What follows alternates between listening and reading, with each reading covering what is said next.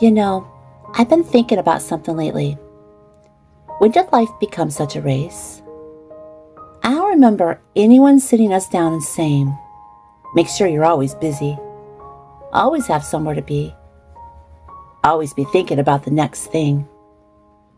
But somewhere along the way, that's exactly how so many of us started living. Even when we're sitting still, our minds aren't. We're drinking our coffee, but we're already thinking about the grocery list. And we're folding laundry, and we're planning everything we're going to do tomorrow. We'll be making dinner, but our minds are already worrying about next month's bills. Before we know it, the whole day is gone. You want to know what's really weird? Sometimes I'll crawl into bed at night and I'll realize I don't even remember half the day, let alone what I had for breakfast. I know I was busy. I definitely got things done. But if someone asked me, what was your favorite part of today? I'd probably have to stop and think about it. That bothered me because I don't want to be so busy living my life that I forget to actually notice it. I don't know about you, but I got tired of living that way. Not because life suddenly became easy. It didn't. The bills are still there. The dishes are still there. And somehow the laundry just multiplies overnight. And the world certainly hasn't gotten any quieter. If anything, it feels louder than ever. Every day, there seems to be another headline, another opinion, another reason somebody says that we should be worried about something. And after a while, it gets so exhausting. And sometimes it feels like everyone's trying to get our attention. Everybody wants us to be thinking about something, worried. We're worried about something, buying something, arguing about really nothing. After a while, it's really hard to hear yourself think. But somewhere in the middle of all that, I started asking myself a different question. What if peace isn't something we find after life slows down? What if it's something we have to protect, even while life keeps moving? I've been thinking about that a lot lately. Just the little moments. The kind we usually just rush right by. And the kind that don't seem very important while they're happening. Until one day you realize those were the moments that made up your life. I don't know. Maybe that's why I've been thinking about this so much lately. Because I wonder, how many good moments have I almost missed? Just because I was already thinking about the next one. It got me wondering, what if we've been looking for happiness in all the wrong places, when it's been quietly waiting for us in the ordinary all along? So, today, I just want to have a conversation. Not about politics and definitely not about the economy. Not about everything that's wrong with the world. I want to talk about the little things. The things we almost overlook. The things that don't seem important until years later. When they're the very things we wish we could go back and experience one more time. Because I'm starting to believe the little things aren't little at all. I think they're the things that make a life. Okay, I laugh at myself almost every single morning. And I'm going to tell you why. I'll pour Tim a cup of coffee and I'll pour one for me too. And before I know it, he's already on his second cup and I've maybe taken, one sip. My coffee's sitting over there getting colder and colder. And I'm making the bed, getting dressed, feed the cat, straighten the kitchen, doing whatever else seems so important at the time. And then I'll remember it. I'll see my coffee sitting over there. I'll walk over, I'll stick it in the microwave, heat it up again, take another sip, and then I get distracted all over again. I think I microwave the same cup of coffee 4 or 5 times some mornings, and half the time I just end up pouring it down the sink before I've even finished half of it. Can you relate to that? I can't be the only one who does that. Lately, though, I've been trying to do something different. Not every morning. Some mornings, well, they're just busy, but every now and then, I'll actually sit down while it's still hot. No phone, no making the bed or rushing around, no thinking about the next thing. Just me, my coffee, and a quiet morning. And you know what? It feels like such a little thing, but somehow it changes the whole way I start my day. It's funny how coffee always tastes better when you actually remember to drink it while it's hot. Why is that? It's exact same coffee, same mug, same cream. The only thing that's different is whether I actually slowed down long enough to enjoy it. You know, I don't know why that cup of coffee made me think about all this. Maybe because it's just such a small thing. Nobody's going to write a book about reheating the same cup of coffee 5 times. But isn't life funny that way? Sometimes the smallest habits, they tell us the biggest things about ourselves.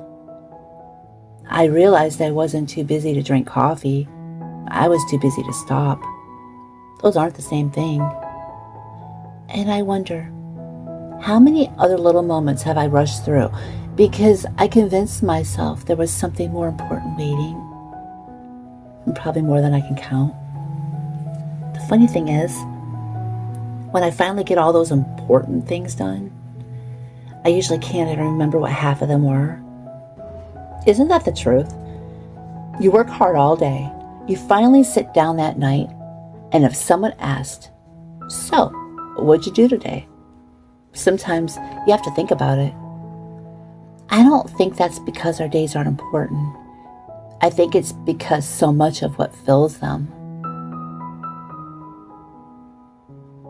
it's just checking things off a list. But ask me about the morning Tim and I actually sat down together with our coffee, or the afternoon it rained while I was baking, or the day we laughed over something silly. I remember those. Those are the things that stay with us, not because they're anything exciting, because they made us feel something. And sometimes I wonder if we've gotten so good at being productive that we've forgotten how to simply, be present. I don't know. I'm still figuring that out myself. But I do know this. I'm starting to think a good life isn't built one big moment at a time. I think it's built one ordinary moment at a time. One ordinary morning, one cup of coffee, one conversation. That almost didn't seem important enough to notice. Sometimes I'll sit down to paint thinking just going to work on it just for a little bit, just about an hour. I'll squeeze out my paints, pick up my brush.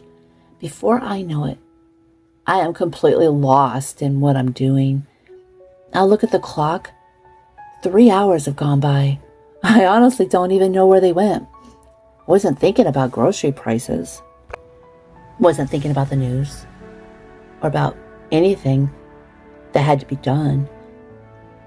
For a little while, my mind, it just got so still. Finally became quiet.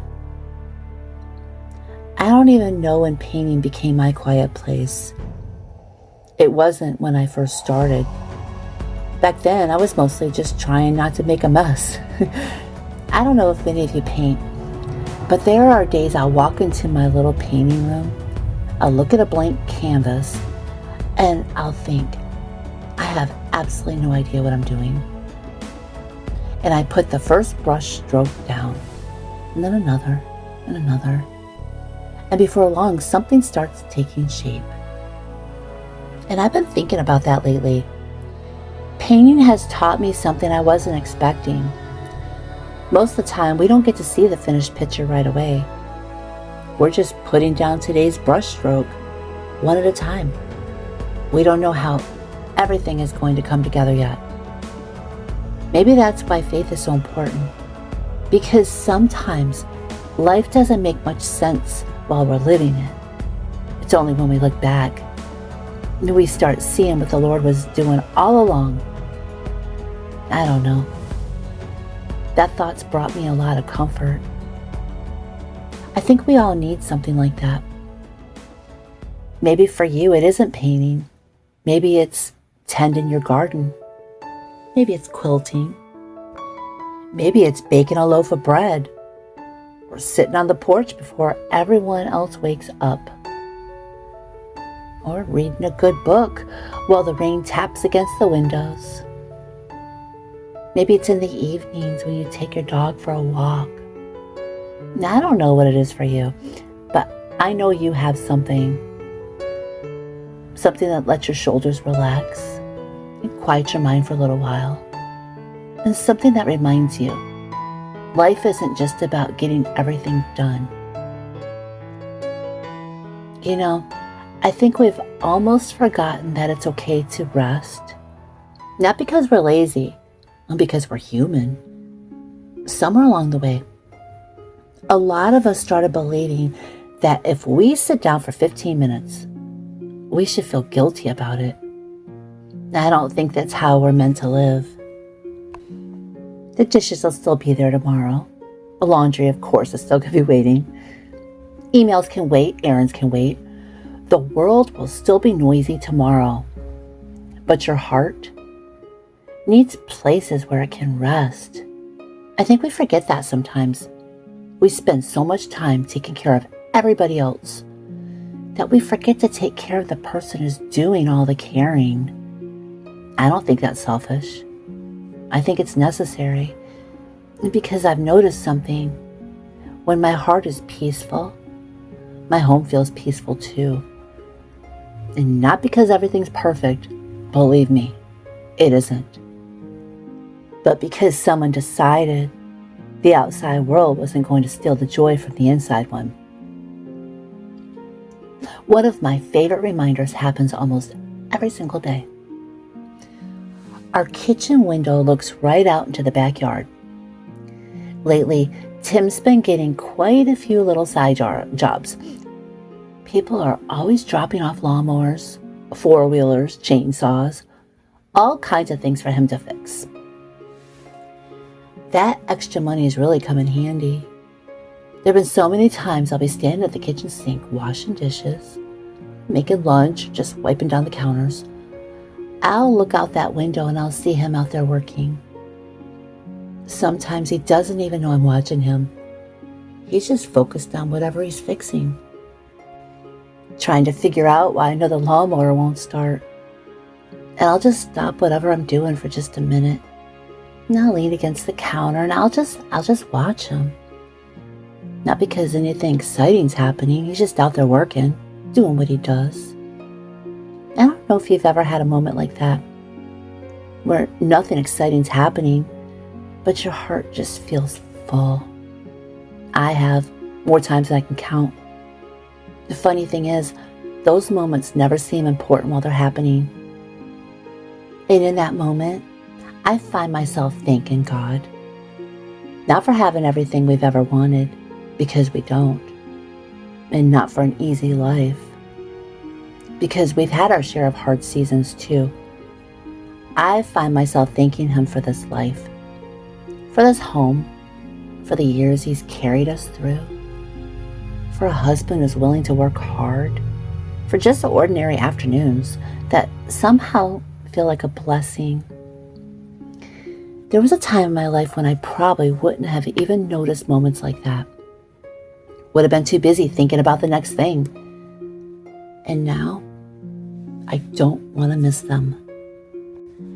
Sometimes I wonder if those are the moments we're going to remember most someday. Just looking out a kitchen window, watching someone you love. It's funny. Those moments used to seem so ordinary to me. Now they feel like some of the richest moments of my whole life. And maybe that's because I finally realized something. A rich life isn't always the one that looks rich. Sometimes it's simply the one where you notice how blessed you already are. Almost every Sunday afternoon, Tim and I climb into the truck and we just drive. We really don't have anywhere to go, no destination. We didn't make any plan. We have no place to be. It's just the two of us, driving down the back country roads. If it's nice outside, we'll roll the windows down. Doesn't really matter. We're just happy to be together.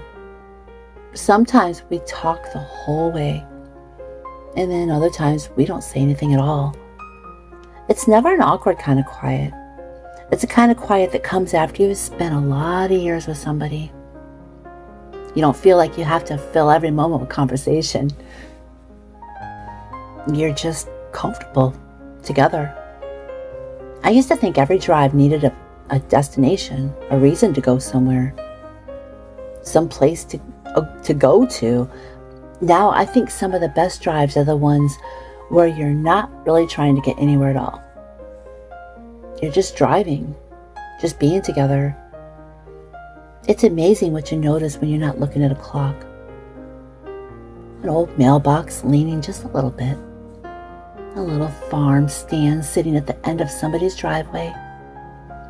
Someone hanging laundry outside. A dog sleeping in the shade. A church that's been sitting on the same corner for 100 years. And fields of corn blowing in the wind. A hawk sitting on a fence post. I wonder how many times I've driven right past things like that and never really saw them. We'll drive past an old farmhouse, and I always find myself wondering, who rocked babies to sleep on that porch? Who planted those trees? How many Christmas mornings happened inside that house?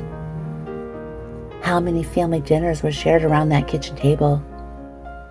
I know, my imagination gets away from me sometimes, but I can't help it. Every old place has a story. Maybe that's why I've always loved older homes. Whenever I see them, I don't just see a house. I see a life that was lived there, and people who laughed together, cried together. People who probably worried about tomorrow just like we do. People who were simply trying to build a good life. And that makes me smile. I think those drives have slowed me down in more ways than one. They've taught me to look, really look, not just at the scenery, but at life. Because the more I slow down, the more I realize how much beauty I almost missed. Not because it wasn't there, because I was in too much of a hurry to notice it. I think that's what I love most about being married to Tim. It's not the big things, it's the little things. The things that probably wouldn't seem important to anybody else. Like the way he'll reach over, grab my hand while we're sitting in the love seat watching TV. He doesn't even think about it. It's just automatic. Like after all these years, his hand just knows where mine is. I don't think he even realizes he does it, but I do. And every single time, it makes me smile. And then our mornings, we take turns making coffee. Whoever gets up first makes it for the other one. And when I hand Tim his cup, he always says the same thing. Thanks, love.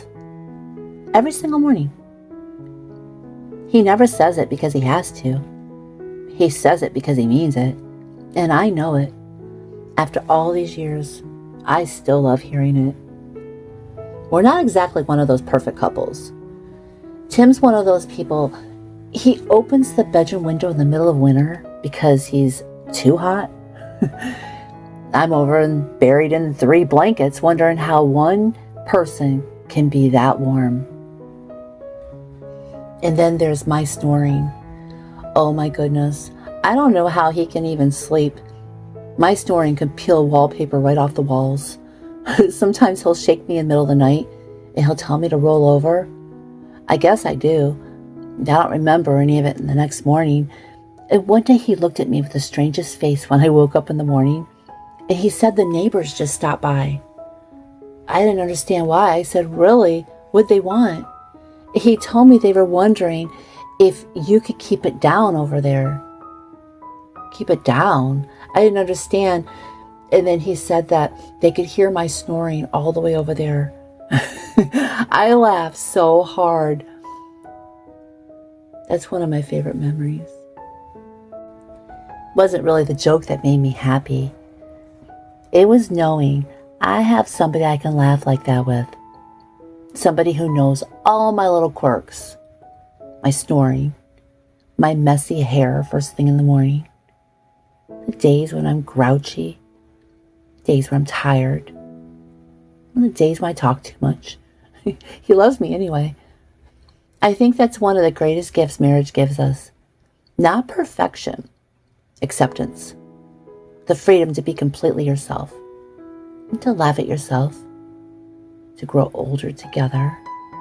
And to know somebody sees all the ordinary parts of you. And stays.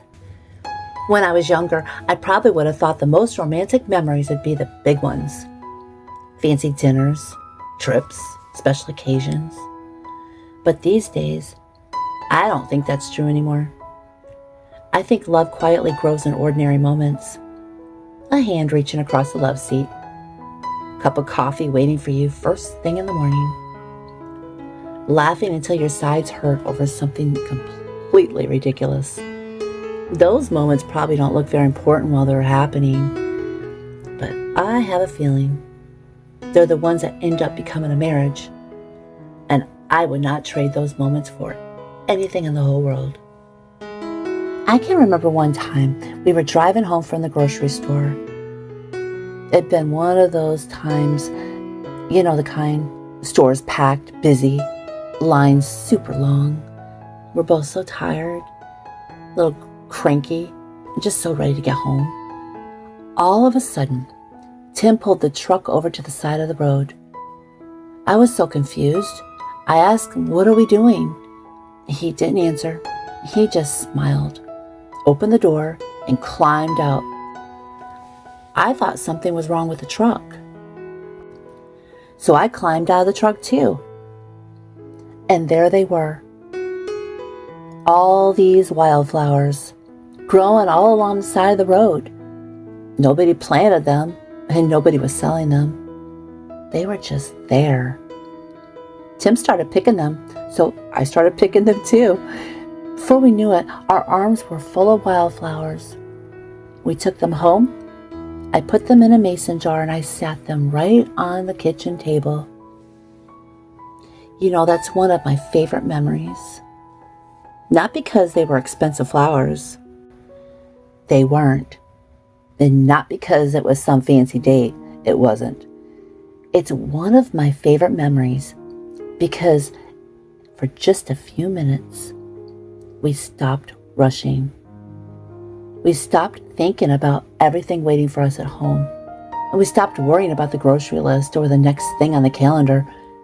We just stood there picking wildflowers together. Sometimes I think life gives us little invitations like that. Little moments to just slow down and to notice something beautiful. And most of the time, they don't cost a thing. Those flowers probably only lasted 3 or 4 days. And eventually they started to wilt. And then I threw them away. But here's what's funny. I don't remember throwing them away. I remember bringing them home. I remember seeing that mason jar sitting on the kitchen table every time I walked through the room.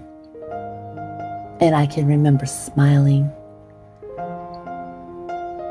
Funny how something that only lasted a few days could leave a memory that lasted for years. an imprint. Maybe that's true about a lot of life. Maybe the things that stay with us the longest aren't the things that lasted the longest. Maybe they're just simply the moments that made us stop and notice how beautiful life already was. The kind you find on the side of the road. The kind that nobody's selling. That's quietly been there all along. Just waiting for someone to notice it.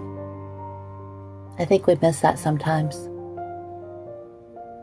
So busy looking for the next big thing. The next thing we can buy. The next accomplishment. The next reason we'll finally be happy. We almost overlook what's already sitting right in front of us. The wildflowers. The afternoon sunlight coming through the window. Smell of fresh coffee first thing in the morning. The laughter with our friends and family around the dinner table. Those are the gifts. And they're absolutely free. This week, Tim and I spent the day with my son Cody and his husband Kevin. Took a 3-hour trip and drove all the way up to Upper Peninsula, Michigan. Started out early that morning and Cody drove the whole way. Instead of taking the interstate, he took the back roads. I'm so glad he did. We drove through little towns, past old farmhouses, stopped at little gift shops. We even found this tiny little diner tucked away off the road for breakfast. The drive actually became part of the day. Careful, there's a lot of branches. This would be fun walking back up.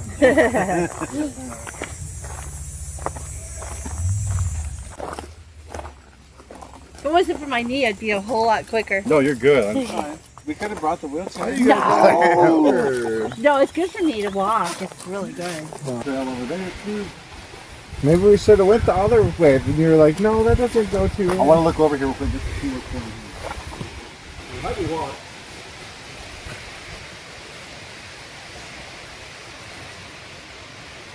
Water down there.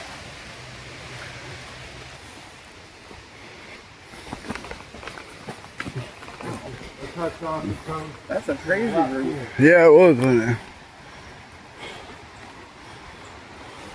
Nice.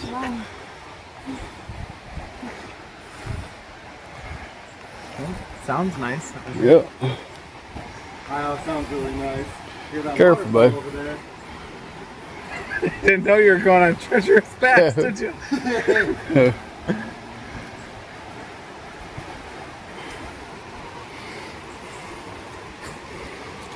You need a walking stick. Yeah, I know. I wish we could find one. I don't think you want to chance that hill. Yeah, if it wasn't for my knee, I would. A heartbeat. There's that natural brown look, root beer river. Yeah, cool. So we come over here, Your maybe mom, it'll I lead... think, needs an easier. Yeah, that's what I'm saying. I think if we go over here, then we can cut around. I'm sorry. No, you're good. It's very steep.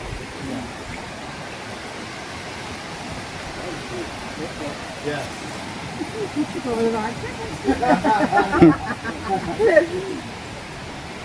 You want me to look out for a stick, a walking stick for you? I don't know. Let's see. Maybe. These have natural stairs here. We'll try it. You want to try the stairs?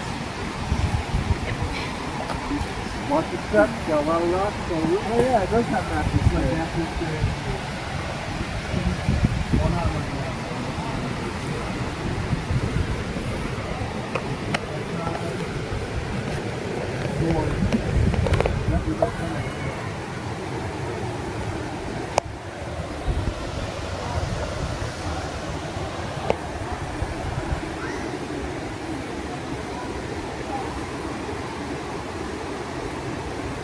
Careful. Thanks. I can't get in front of you, so. That's okay. Just so I got something back. Oh.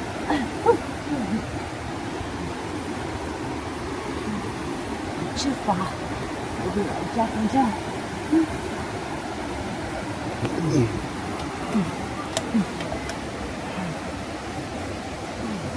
I guess if you go, we both go. Before we even made it to Akiak Falls, we stopped at a McDonald's to stretch our legs. And there were decorative rocks all along the fence. Well, Tim, Cody, and Kevin, they all started looking through them. Every few minutes, somebody would hold one up and say, "Hey, look at this one." Well, I wasn't about to let them find all the pretty ones. I didn't have my glasses on, but I spotted what looked like the prettiest bright turquoise rock I'd ever seen. I reached down, picked it up, and then I realized it wasn't a rock. It was a piece of chewing gum that somebody had actually thrown down. I yelled, "Yuck!" All three of them laughed so hard. And Kevin finally said, "We should have gotten that on video," which actually we should have. It would have been really funny. But from that moment on, every time we stopped to look at rocks, somebody would ask, of course Kevin, "Find any gum yet?" It was really funny. Oh yeah, I see. Yep. Leave me alone.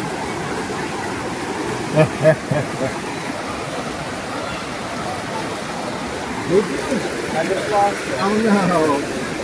Oh.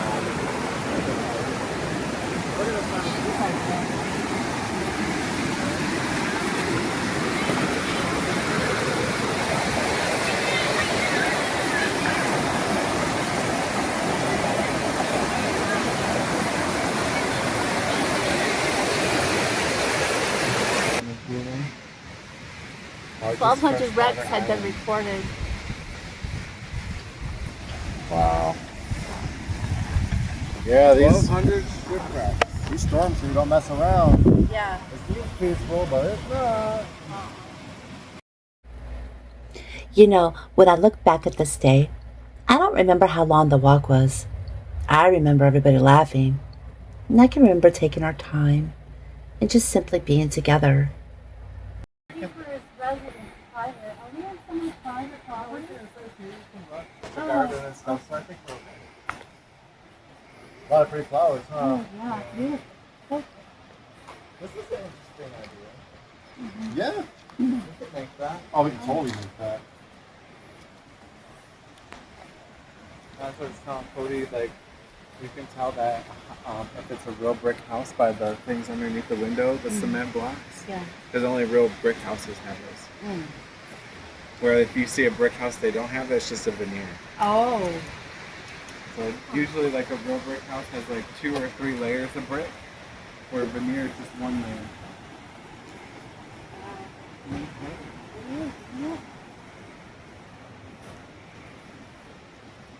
I would love to have a garden that was fenced off like this. Yep. That would be nice. Uh-huh. Caretaker's garden. Please enjoy from outside the gate. The rabbit over there knows that nobody can cross the rope, so he's not worried about us. Where's the rabbit? See the rabbit there? Oh, He's yeah, not even okay. scared. yeah. He knows he can't cross over. Oh, bunny, bunny, bunny. Hello, bunny. Is that Peter Rabbit? That is Peter Rabbit. Peter Peter Rabbit. Rabbit. Hi, bunny, bunny. Hello. Hello, bunny, bunny. Hello. Hi. Hi. Yeah, they have the goat stone. It was built in 1896. Oh, they got the, what is it, the Freemason marker?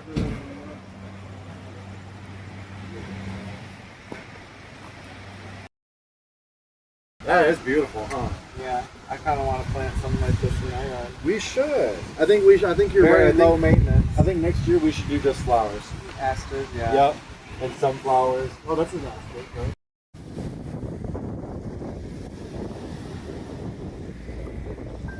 And then something happened that I was not expecting. Walked down to the water, slipped my shoes off, let that cool water wash over my feet. After sitting in the car for hours, it felt so good. I just stood there, just looking out across Lake Huron. The sun was beginning to set. Everything had become so quiet. Tim looked at me at one time and asked if I was okay, and I just nodded. I didn't even know how to explain what happened. Just standing there. Memories started coming back. Little flashes. Growing up in Florida, Daytona Beach, walking the boardwalk, looking for seashells, the smell of the salt air, the sound of the waves, just being a teenager again. I wasn't sad. Didn't even feel like crying. I think I just felt overwhelmed. It's so amazing how just one place, one view, and just one smell, it can bring memories back you didn't even realize were still tucked away in your heart.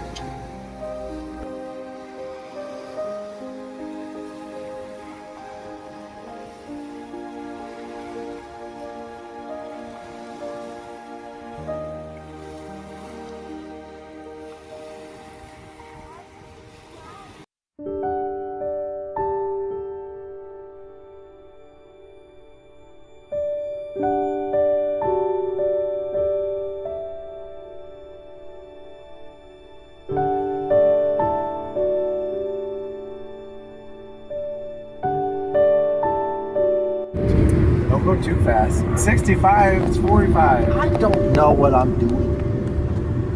45. So it's 45. Look how fast he's going. And, enjoy the moment. Hey, he's going like 70. Here we go. See it? Uh-oh. Don't turn it back now.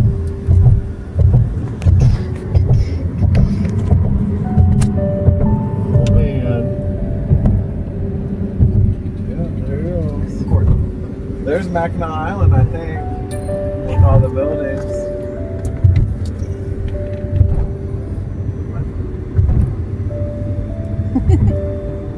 You get the phone, all I'm seeing is white on my phone. Oh, that's all I'm saying. I know, it's ridiculous.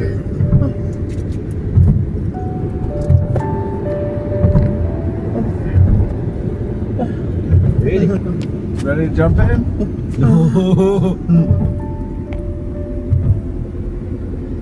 I guess every 30 minutes it says the current reverses direction. Yeah. Why am I so freaked out? Just be careful.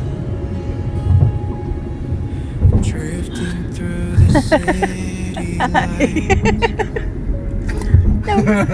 Shadow by my side all night. Every step we take, it's clear. Destiny has brought. You know, I've thought about that trip several times since we came home. And here's what's funny. I don't keep thinking about the miles we drove. I don't keep thinking about the waterfall. I remember laughing. I remember looking for rocks. Everybody teasing me about the gum. And standing barefoot in the water. I can remember Tim asking if I was okay. And all of us laughing while crossing the Mackinac Bridge.